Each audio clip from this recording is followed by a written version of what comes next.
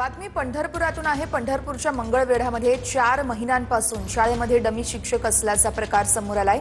लाखभर पगार घेणाऱ्या शिक्षकांना 7,000वर खासगी शिक्षिका नेमली।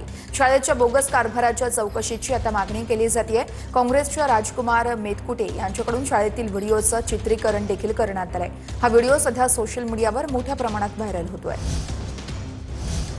तर लाडकी बहीण योजनेच्या बोगस लाभार्थ्यांकडून शासनाचीच फसवणूक करण्यात आली आहे। अपात्र लाभार्थ्यांमुळे सरकारचे तब्बल 32 कोटींचं नुकसान झालंय।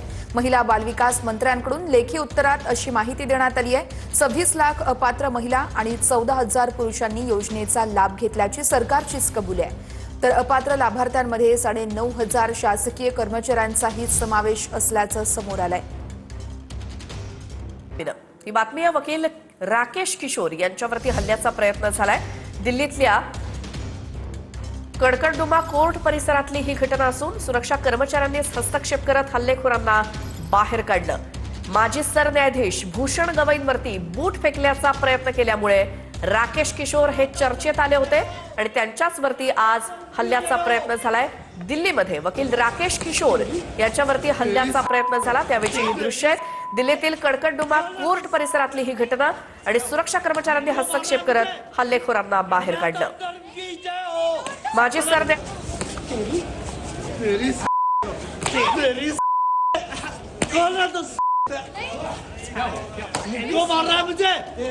सनातन धर्म की जय हो, सनातन धर्म की जय हो, सनातन धर्म की जय हो, सनातन धर्म की जय हो।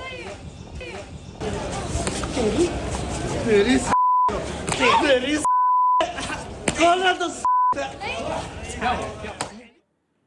त्यानंतर एक मोठी बातमी। अंतिम याद्या प्रसिद्ध करण्यासाठी 5 दिवसांची मुदतवाढ देण्यात आली आहे। प्रारूप याद्यांवरील हरकतींवरती निर्णय घेऊन मग अंतिम याद्यांना मुदतवाढ देण्यात आलेली आहे। एक महत्त्वाची बातमी येते ती म्हणजे अंतिम याद्या प्रसिद्ध करण्यासाठी 5 दिवसांची मुदतवाढ देण्यात आली आहे। प्रारूप याद्यांवरील हरकतींवरती निर्णय घेऊन अंतिम याद्यांना मुदतवाढ दिली जाईल। एक मोठी बातमी बघूयात। आमदार भाजपात जातात असं सांगून ते स्वतःच्या पक्षाचा अपमान करतात असं सुधीर मुनगंटीवार म्हणाले। त्यांचे आमदार त्यांच्याकडे यायला पाहिजे होते। शिंदेंच्या शिवसेनेचे 22 आमदार फुटणार या आदित्य ठाकरेंच्या वक्तव्यावरती सुधीर मुनगंटीवार यांनी प्रतिक्रिया दिली। भांडणं गावायचं काम महाभारतातही कोणी करायचं, रामायणातही कोणी करायचं, आता त्यांनी सुरू केलं आहे। म्हणजे मला एका गोष्टीचं दुःख होते की भाजपमध्ये ते जात आहे असं सांगून ते स्वतःच्या पक्षाचा अवमान करत आहे।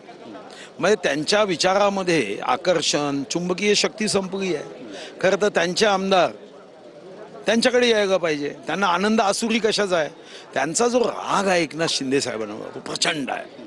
त्यांना सत्ता गमवावी लागली। आदित्यजी हे समजून घेत नाहीये। आता बातमी साताऱ्यातनं आहे। आईसोबत उद्धटपणे बोलल्यामुळे अज्ञात व्यक्तीनं डॉक्टरला मारहाण केली आहे।